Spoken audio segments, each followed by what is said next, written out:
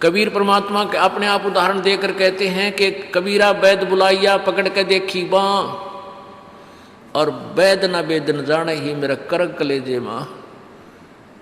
कहते हैं डॉक्टर बुलाया, डॉक्टर ने नाड़ी देखी, बाँ पकड़ के, पहले ये थे थर्मामीटर हाथ से देखा करते हैं, और वैद कहता है इसका कोई बीमारी नहीं और रोज सूखते आवे। कहते हैं कबीरा वैद बुलाइया पकड़ के देखी बाँ, और वैद न वेद न जाने ही मेरा करक कलेजे माँ।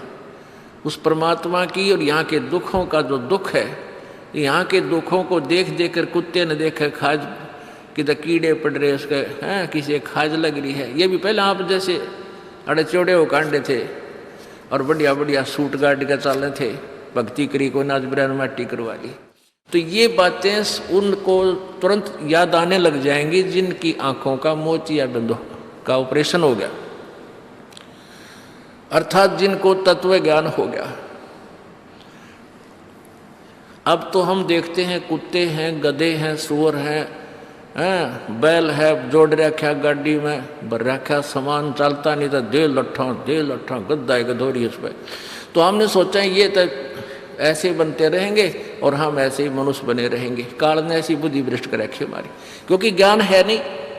ज्ञान हो तो हम ये नहीं सोच सकते, क्योंकि यहाँ तो प्रत्येक प्राणी का अपना किया कर्म इसको मिलेगा। आज मनुष्य है, भक्ति ठीक की नहीं तो अगली योनियों अन्य प्राणियों की योनियों में जाएगा ही जाएगा। तो फिर ये बातें, यहाँ का यो कष्ट, किसी की किसी का हाथ कट रहा, किसी की टांग कट गई, कोई अंधा हो रहा, किसी का बेटा मर गया, किसी की बेटी मर गई, एक परिवार में 2-2 3-3 इकट्ठे मृत्यु हो रही है। अब उस परिवार के स्थान पर आप अपने को सोचकर देखो जो जश्न मनाने की तैयारी में है, तो फिर ये बकवादें अब पलट जाएंगी। 90% जो हम वेस्ट करते हैं अपना समय इस पेट के लिए और इस संसारिक इन बकवादों को जोड़ने के लिए, ये 90% अपने आप शांत हो जाएगी। ना दहेज लेंगे ना देंगे। किसी के 2 कन्या हो जाती है, उसको नींद आनी बंद हो जाती है। ऐसा हमने अपने आप एक मकड़ी वाला जाल फैला के आप पे फंस बैठे उसमें दहेज के चक्कर में, क्योंकि हमें ज्ञान नहीं। हम किसी से आज पैसा लेते हैं, अगले जन्म में वो पैसा वापस देना पड़ेगा। किसी ने मान ले किसी को दबाव देकर दहेज का पैसा ले लिया, या वैसे 2 नंबर के काम करते ले लिया, लेकर दिया नहीं, अगले जन्म में वो पूरा करना पड़ेगा। किसी का गधा बन कर देना पड़ेगा, किसी का भैंस बन कर देना पड़ेगा, और या फिर अगले जन्म में वो दामाद बन कर ले जाएगा जिसको आज तुम दामाद बन कर ले रहे हो। तो इस पंगे में अनजान व्यक्ति दिया करे। परमात्मा ने जो आपको देना है वही देना है, आपके प्रारब्ध में लिख रखा है। उसमें आप अगर फेरबदल करने की चेष्टा करोगे दूना दुख उठाओगे। फेरबदल भी परमात्मा ही कर सकता है। शास्त्र अनुसार साधना करने से आपके भाग्य में ना होगा वो पुण्य, और परमात्मा करवा कर या अपने कोटे से देकर आपको यहाँ होटल वाली सुविधाएं अवश्य देगा, पर अधिक नहीं मांगनी चाहिए। तो ऐसे नानक साहब जी से किसी ने प्रश्न किया, क्योंकि नए नए भक्त बहुत जाते रहते हैं। कहते हैं हे गुरुदेव, हे परमात्मा, आप हमें कभी खुश नजर नहीं आते, आप खोए खोए से रहते हो। तो नानक साहब जी कहते हैं भाई क्या बताऊं। कहते हैं ना जाने काल की कर डारे, और किस विध ढल जा पासावे, और जिनाते सरते मौत खुड़क दी उनानू केड़ा हासावे। कि 1 सेकंड का पता नहीं यहाँ के बिजली गिर जा और कहाँ गिर जा। जैसे सन 2000 की बात है, पूरा भारतवर्ष गणतंत्र दिवस 26 जनवरी मना रहा था। उधर से गुजरात के अंदर एक जबरदस्त भूकंप आ गया।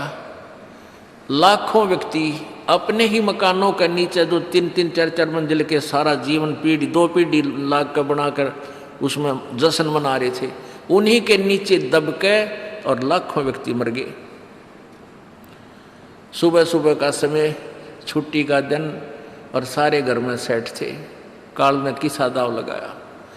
तो यहाँ परमात्मा कहते तुम तो बालक हो, बालक कति डरते नहीं जरा से भी। डर जब हो जब आपको ज्ञान हो, और ज्ञान हो सत्संग से।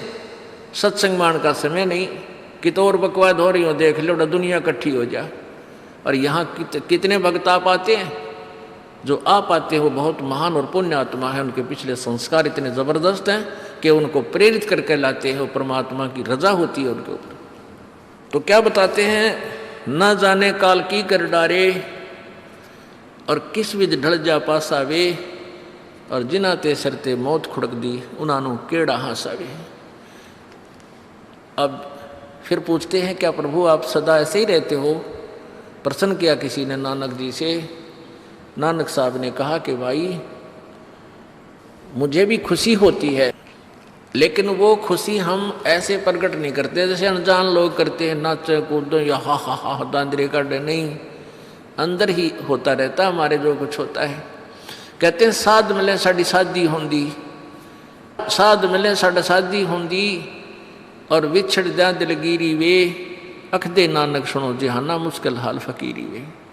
कि तुम भक्तजन जब आते हो मेरे पास सत्संग सुनने के लिए, और जो उपदेश ले चुके हैं, और फिर वो सारे के सारे रह कर मेरे पास आ रहे हैं, तो मुझे बहुत खुशी होती है। उस दिन हमारे विवाह होता है, शादी होती है, समागम होता है, चहल पहल होती है।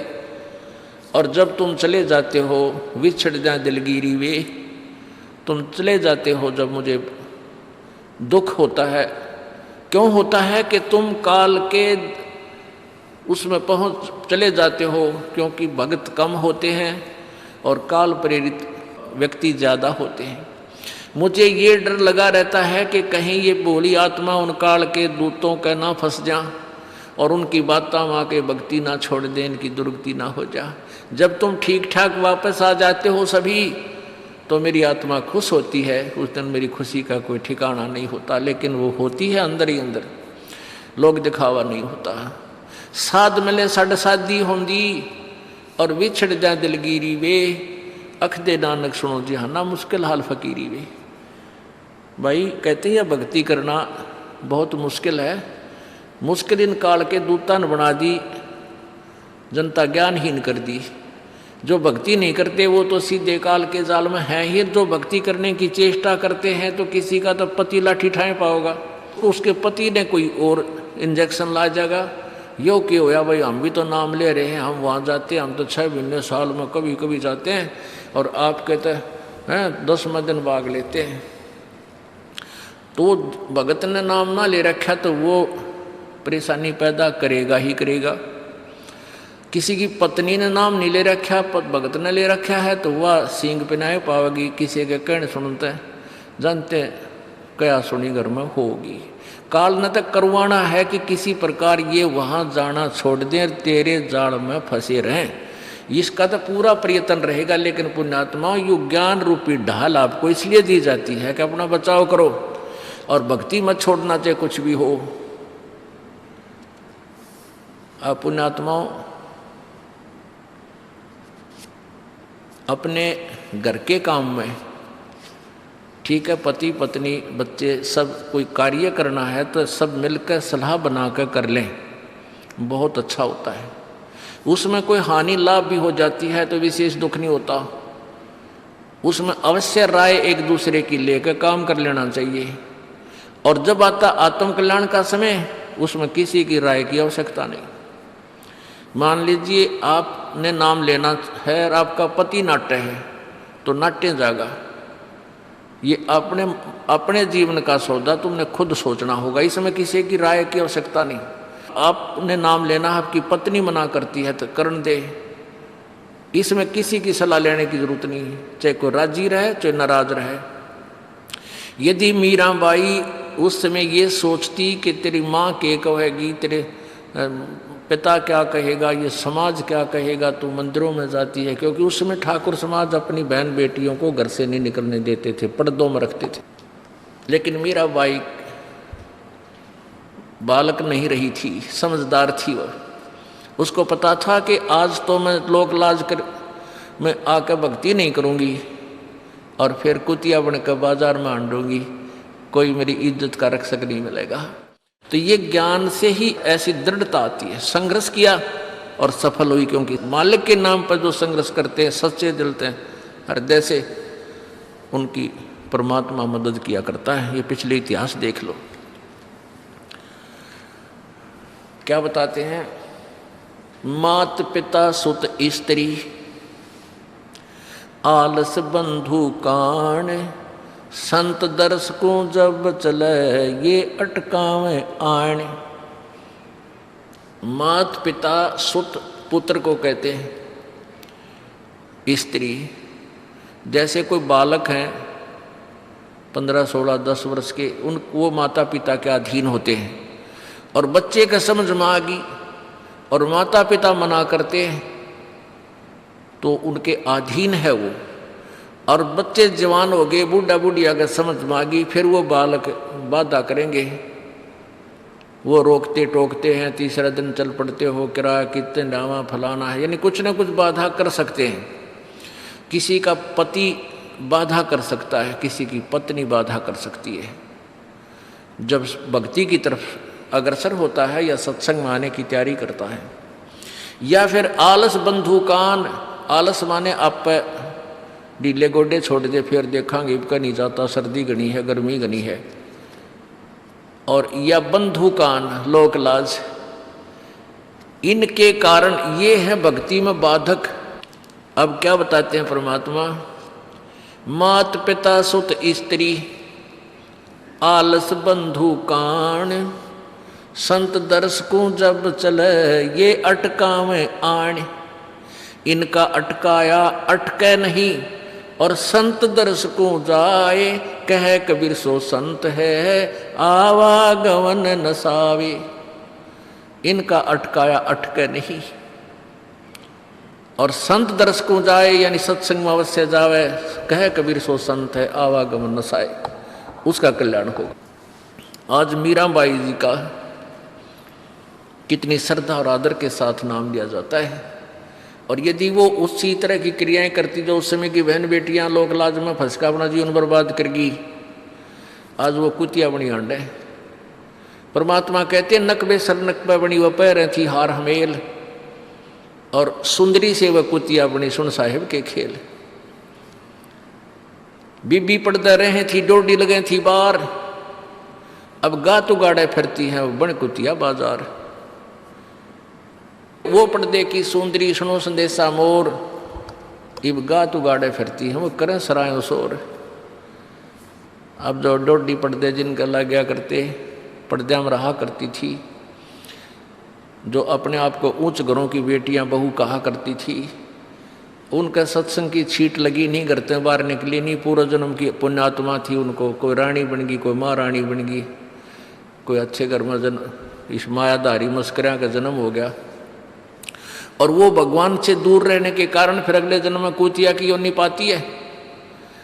तब तो पर्दों में रहती थी, उंगली भी ना दिखने देती, किसी बाहर कहीं हमारी बेइज्जती ना हो जा, मेरी पत्नी जो है सत्संग में चलेगी तो इज्जत का नाश हो जाएगा। और वह इज्जत फिर उगाड़ी अंडा है कुतिया बनकर। कहते नकबे सर नकबा बनी पैर थी हार हमेल, 1-1 लाख के गहने पहरा करती, आज वो सुंदरी से कुतिया बनी देख साहिब के खेल। तो पुण्यात्मा ये इन बातों से डर लगना चाहिए। इन बातों से डर लगने लगेगा, मालिक में रुचि बनेगी और भजन करने को दिल करेगा। और ये लोग दिखावा जो ड्रामा है, नाचा कूदी, ये बकवाद मन में आवे को नहीं, ये कहने की आवश्यकता नहीं पड़े। दास ने कैसा मत करियो, हाँ कहना तो पड़ता है एक बार बालक को, कुछ दिनों के बाद फिर आपकी रुचि ना बढ़े। इतना तो इस दास को विश्वास हो गया है कि परमात्मा के बच्चे भगवान को पहचानने लग गए, क्योंकि अब शिक्षित समाज है। आपको नाम दिया जाता है, नाम देने से पहले सब नियमों से परिचित कराया जाता है। और हमने ये पुस्तक बनाई है भक्ति सौदागर को संदेश, इसके प्रथम अध्याय में ही हमने नियमों का पूरा विस्तार से विवरण दिया है कि कोई भी पुण्यात्मा इस आश्रम की तरफ आएगा तो पहले तैयार होकर आवे। पहले क्या होता था कि भक्तजन समझाते थे नाम ले लो तुम्हारा कल्याण हो जाएगा, बड़े सुख होते हैं, यहाँ आ जाते थे उपदेश लेने। और यहाँ आकर के हम फिर उनको लिस्ट दिखाते थे, ये नियम निभाने हैं, तो बात जाते थे कि नहीं हमारा भी ये नियम नहीं नंबर। क्योंकि वो उल्टे रंग में रंगे हुए वो सारे। तो अब उनको पहले ये लिख कर दे दिया कि तुम तैयार होकर आ जाना, तुम्हारा मन मानने तो आना, क्योंकि कल्याण होगा इस मर्यादा में रहने से। तो अब ये दास देख रहा है कि अब कितना डर लगता है बहन बेटी भाइयों को, बच्चों को। अब वो कहीं, क्योंकि समाज हमारा जो है सारा का सारा समाज काल प्रेरित है, उन्हीं क्रियाओं को कर रहा है जो ना करने वाली होती हैं। और हमारा भक्त एक घर में एक व्यक्ति ने नाम ले लिया और 5-6 व्यक्ति वो सारे शास्त्र विरुद्ध साधक हैं, तो उनके साथ संघर्ष बनता है बेचारे का जा करके। फिर भी वो इतना दृढ़ है, डरता है, आकर पूछता है जी मेरे पे ऐसी गलती होगी, मेरा नाम तो खंड नहीं हो गया, आगे से नहीं करूँगा। तो कहने का भाव ये है कि पहचानने लग गए तुम परमात्मा को और संघर्ष करना सीख गए, आप सफल होगे, देख लेना एक दिन। ये नाखून पालिश लगाते हैं, ओठों पर इसी बूंदी शक्ल बना लेते हैं, लाल वो लगा कर लिपस्टिक, इतना बेहुदी शक्ल बन जाती है। कहते हैं अब ऐसी मर्यादा बन गई, बहन बेटियां कहते कि हम ऑफिस में जाते हैं तो ये लिपस्टिक वगैरह नहीं लगाते, नेल पेंट नहीं लगाते, तो क्या कहते हैं उस दूसरे कि तुम्हारे घर में कोई मर गया क्या? अरे थारा गजब भैया, ये बकवाद करने तो सारे जी जाओगे तुम, अकल खत्म होगी। यानी एक मर्यादा बन गई, जो ऐसे उल्टे काम ना करे उसने हे समझन लागे। निरंजन धन तेरा दरबार जहाँ तनिक नहीं न्याय विचार, सारे उल्टे काम में राजी रहे। लेकिन हमारी बेटियां अब संघर्ष करती हैं कि हाँ उनको ज्ञान हो गया, वो तो बालक हैं, कुछ भी कह सकती हैं। तो अब हम सबको बताते हैं ये ऐसा नहीं करना, क्योंकि पहले हमारा ज्ञान गाँव में ज़्यादा चला था। इस दास ने गाँव में जाकर प्रचार किया, तो वहाँ तो ये था को ना लिपस्टिक का फंड था, ना कोई नाखून पालिश लाया करती, मेहंदी मुंदी ला लेती, त्योहार हो वो भी मना कर दिया हमने, समझा दिया कि इसका कोई फ़ायदा नहीं है, अपना भक्ति करो। तो वो तो सब एक साधारण सी बात ही छोड़ छाड़ दी। अब शहरों में फैल गया परमात्मा का जो ज्ञान है। अब शहरों से जो बेटियां आती हैं वो सारे तो नाखुना निशी बुरे हाल तो सनाए पाओगी। और इधर बिहार में तो और बेगन हो रहा कति बुढ़ी बालक सारे लाल ये नाखुना न कति न कुसुती तरह पेंट करके लाऊंगी, न चमकान दे। अब इनको समझाना पड़ता है कि ये नहीं करोगे तो मान जाते हैं कि नहीं आगे नहीं करेंगे हम, क्यों इनकी आवश्यकता भी क्या है? भगवान ने जो कितने सुंदर नाखून पहले बना के दे रखे, इन पर क्या फायदा और बकवाद करने की? तो मालिक ने जो अंग दे रखे हैं वो बहुत अच्छे बना के दे रखे हैं, इसमें हमको फेरबदल करें, ये हमारी वो लोग दिखावा मेकअप है, इसकी हमें आवश्यकता नहीं। अब तो हम आपको बता रहे हैं, समझा रहे हैं पहली बार, फिर आप पे सियाने हो जाओगे, आपकी अब पर रुचि ना करे। जैसे नानक साहब कहते हैं, ना जाने काल की कर डारे, किस विध डल जा पासा वे, जिना के सरते मौत खड़क दी नानू के डांसा वे। अब प्रसंग था कि साध मिले साड़ी शादी होंगी और भी छड़ जा दिलगिरी वे, अख दे नानक सुनो जहाना ये मुश्किल हाल फकीरी वे। तो नानक साहब क्या बताते थे कि तुम जाते हो यहाँ से सत्संग सुनकर, और वहाँ आप ऐसे समाज में जाते हो जो सब काल प्रेरित होकर के वो साधनाएं, वो क्रियाएं, वो ड्रामाबाजी करता है, जिससे मुझे डर लगा रहता है कि कहीं आपकी क्रियाएं भंग ना हो जाएं और आप काल के मुंह में चले जाओ। जब तुम वापस आ जाते हो तो मुझे बहुत खुशी होती है कि परमात्मा के बच्चे काल के जाल से बचे हुए, तो उस दिन खुश होता हूँ मैं। और तुम चले जाते हो तो मेरी एक तो वो ज्ञान कि यहाँ काल का लोक है, ना जाने कब जाना पड़ जावे, इस कारण से डर से अपनी भक्ति करता रहता हूँ। और एक तुम्हारी भी चिंता खाती रहती है कि कहीं काल के जाल में ये बालक फिर ना फंस जाए। तुम वापस आ जाते हो एज इट इज, तो फिर मेरी खुशी का ठिकाना नहीं रहता। साध मिले साड़ी शादी होंगी, साध यानी साधु संत, ये भक्त आप साध हो, साध माने जो साधना कर रहा है, और साधु सोए जो सीधा चाल है, यानी जो और लोग दिखावा बकवाद नहीं करता, शराब मांस तम्बाकू नहीं पीता, और मेकअप वगैरह शरीर के वापस जरूरत नहीं। कहते पति भरता भावानी चोम चटक श्रृंगार, जो पति भरता यानी जिसने केवल अपने पति से ही लगा हुआ है, फिर उसने बकवाद करने की क्या आवश्यकता है? तो कहने का भाव यह है कि हम सच्चे ढंग से जब लगेंगे फिर हमने अब तो इच्छा ना हो किसी वस्तु की। परमात्मा कहते हैं इस काया का गर्व ना करियो के काला के गोरा रे, और बिना भजन इसका कुछ काम ना आवे, चाहे एतर छड़को चारों ओर रे।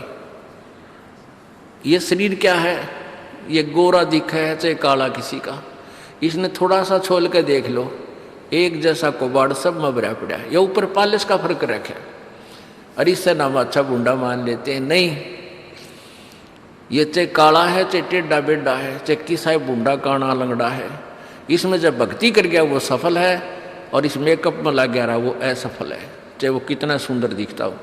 तो पुण्यात्मा परमात्मा कहते ये मिट्टी है, इस मिट्टी से हमने लाभ उठाना है, इसे सोना बनाना है, भक्ति रूपी धन कमाना है, तो इसी से कमाया जाएगा। अब प्रसंग है कि झूठे सुख को सुख कहे, ये मान रहा मन मोद, ये सकल चबीना काल का, कुछ मुख में कुछ गोदी। अब परमात्मा आप बताओ, मैं आकर के बोली आत्माओं हमें जगा रही है, हमने काल के कुएं की भांग पी रखी है, यहाँ की मान बढ़ाई और इस माया की। कबीर परमात्मा कहते हैं कबीर ये माया अटपटी या त्रिगुणमयी माया, ब्रह्मा विष्णु महेश के द्वारा जो हमारे अंदर प्रेरणा कर रखी है, त्रिगुणमयी माया के विषय बता रहे हैं। कबीर ये माया अटपटी सब घट आण अड़ी, किस किस को समझाऊं ये तो कुएं भांग पड़ी। अब किस किस ने समझावा, सब एक तरह की भांग पी के एक जैसे विचार, एक जैसे बोल, एक जैसा ज्ञान इन्होंने ग्रहण किया हुआ है, और ये दास सच्चा ज्ञान सुनाता है इसका विरोध करते हैं, इसको जल्दी समझ नहीं पाते, क्योंकि इनको इस माया रूपी और अज्ञान रूपी भांग का नशा हो रहा है। तो परमात्मा कहते हैं कबीर ये माया अटपटी सब घट आण अड़ी, और किस किस न समझाऊं या तो कुएं भांग पड़ी, यानी सब ने एक जैसा ही ज्ञान ग्रहण कर रखा है, सबके एक जैसे विचार हैं। अब झूठा सुख कौन सा है, इन कार कोठियों को हम अपना मानते हैं, संतान संपत्ति को अपना मानते हैं। इसका उदाहरण आपको दे दिया। परमात्मा कहते हैं राम नाम कड़ुआ लगे और मीठे लागे दाम, दुविधा में दोनों गए भाई, माया मिली ना राम। माया तो मिले को नहीं, यानी मान लीजिए आपके पास अरबों संपत्ति अरबों हो भी गई तो वह तेरी नहीं, आपको 2-4 रोटी सुबह 4 रोटी शाम है, और एक वर्ष में गणे 4 कपड़े कुर्ते पजामे बहुत, एक वर्ष में खत्म। अब पाटे को नहीं, ऐसा काम रह रहा आजकल, और 2 जोड़ी चप्पल कुर्ते जूते, और एक खाट का स्थान, एक चारपाई आ जा, गणित 2 आ जा, जितने एक परिवार एक व्यक्ति को एक चारपाई। कहने का भाव यह कि ऐसा सीमित सा मकान, इतने की आवश्यकता आपको है, और बाकी पैसा आपके पास उसने के सिर में मारोगे, क्या करोगे उसका। अब या तो कि तो बकवादा में लावेगा, कि तो शराब पीवेगा, कि तो और कोठी खरीद कर गिर देगा, उस पर कोई कब्जा कर लेगा, फिर लट्ठा मुकदमे होंगे, या कोई ले लेगा रिश्तेदार या कोई मित्र बन कर फिर दे को ना, फिर खेचा तानी रात ने नींद आओ ना, वह रखेगी बेगन में पात्रे, वो माया तने जीर्ण नहीं दे। और माया तो परमात्मा कहते हैं इस जीव की सबसे बड़ी शत्रु है, जो भगवान से दूर करे। अभी झूठे सुख को सुख मान लिया, कार कोठी होगी, बढ़िया व्यापार बिजनेस या कोई नौकरी होगी, तो भगवान से 100 कोस दूर है वो प्राणी। कोई एक आध पुण्यात्मा इसे प्रेरणा होकर आ जाता, वो तो फॉर एग्जाम्पल होते हैं। तो परमात्मा कहते हैं इसे सुख का आग लगे जो भगवान से दूर करे। परमात्मा कहते हैं वो दुख अच्छा हमारे लिए जो परमात्मा के चरणों में हमें लगाए रखे। कबीर साहब कहते हैं सुख के माथे पत्थर पड़ो जिससे नाम रट देते जावे, और बलिहारी वो दुख जो पल पल नाम रटावे। कि हे परमात्मा इसे सुख की हमने जरूरत नहीं, जो भगवान से दूर करे। पत्थर पड़ो इसे सुख के ऊपर, और बलिहारी उस दुख के जो पल पल नाम रटावे। जैसे भक्त नाम ले रखा किसी ने और उसको कोई पीड़ा हो जाती है, चिंता शुरू हो जाती है उसको, हे भगवान कदे कैंसर ना हो जा, हे परमात्मा कोई और ऑपरेशन ना बन जा। तो वहाँ तक जाता है जहाँ डॉक्टर के पास, और भगवान याद रह कर आता है, और वहाँ जाकर डॉक्टर करता है अल्ट्रासाउंड और एक्सरे वगैरह करके बता देता है कि आपको ऐसी कोई खास बीमारी नहीं है, नॉर्मल सी है, ये दवाई लो ठीक हो जाए। उसके बाद फिर परमात्मा के गुण कितने गाता है वो। जो भक्ति से दूर हैं वो तो भूल भाल जाते हैं, उनको तो परमात्मा याद आता है, कोई ना डॉक्टर दिखे।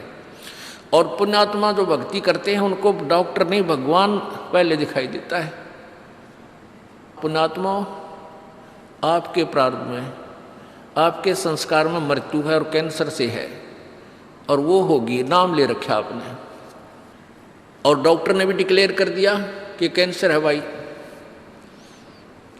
पीछे आपको उदाहरण दिया था, एक लड़का रोहतक से, इकलौता पुत्र, और 10 साल के बाद पुत्र प्राप्ति हुई, और उस लड़के का कान में कैंसर बता दी, PGIMS रोहतक तक। उन डॉक्टरों ने फाइनल कर दिया और उसका पूरा डाटा अपने मोबाइल में नोट कर लिया कि इसका ऑपरेशन करवा ले और दिल्ली ले जा, हम नहीं कर सकते। वो रोता हुआ यहाँ आए। अब क्या है कि ये काल बड़ा उस्ताद है, थोड़ा सा सुख होते ही भगवान ने भूलन लाग जाए। वो 5 महीना में आए हमारे पास रोहतक से, जबकि आए महीना आना चाहिए था। 5 महीने में पता करा भाई कितने दिन में आए हो, 5 महीने वाला गेला। हमें भी ज़्यादा खींचातानी करें भाई इतना लेट क्यों हो गया, तो भगवान ने नहीं चाहिए तो फायदा क्या होगा। ये कुदरती है, जब इस महीने 2 महीने में आपका प्रेरणा नहीं उठी, लोर नहीं उठी आने की, तो फिर भक्ति कहाँ चल रही है आपकी।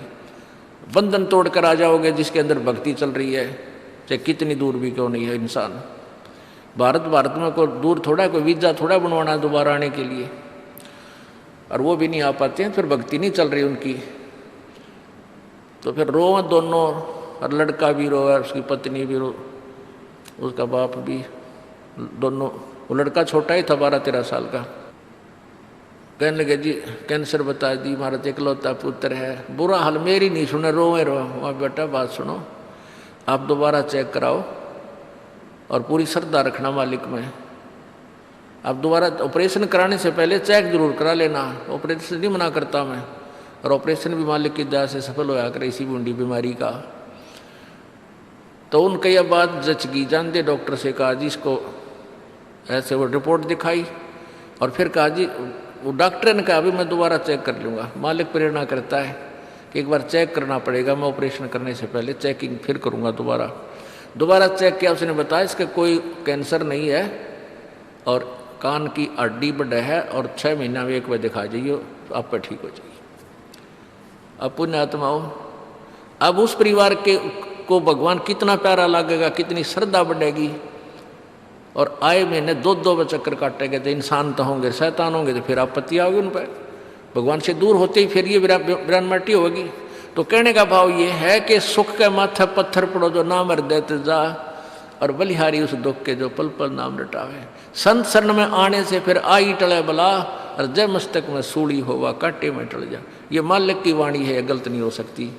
इसका हम कितना लाभ उठा सकते हैं वो हमारी अपने अंतःकरण की जो है व्यवस्था के ऊपर डिपेंड करता है। हमारी कितनी भावना है, कितनी हमारी लगन है मालिक में। अब कुछ भक्त ऐसे भी आते हैं जी, हमें लाभ ना होया, पाठ भी करा लिया, जोत भी चढ़ा दी, और 3 बार आ लिया मैं, ईसा डठोरा दिखाऊंगे, मेरा ऊपर जानो बहुत बड़ा, मुझे ही ज़्यादा आवश्यकता है, इसने कती नहीं। वो बेचारे बालक हैं 1ली 2री कक्षा के, वो कुछ भी बोल सकते हैं, उनको ज्ञान ही नहीं। और ऐसे लाखों लोग हैं जिनको निरे सुख हो लिए। तो परमात्मा तो वही है, एक ही ट्रांसफार्मर में तो सबको कनेक्शन दे रखा है, और जिसके पंखे कूलर चल रहे हैं वो भी उसी लाइन से जुड़े हैं, और जिनके नहीं चल रहे हैं वो भी उसी लाइन से जुड़े हैं। तो उनका कोई कनेक्शन डिफेक्टिव है, उसको फिर चेक कराएं, लाइट पावर वही है।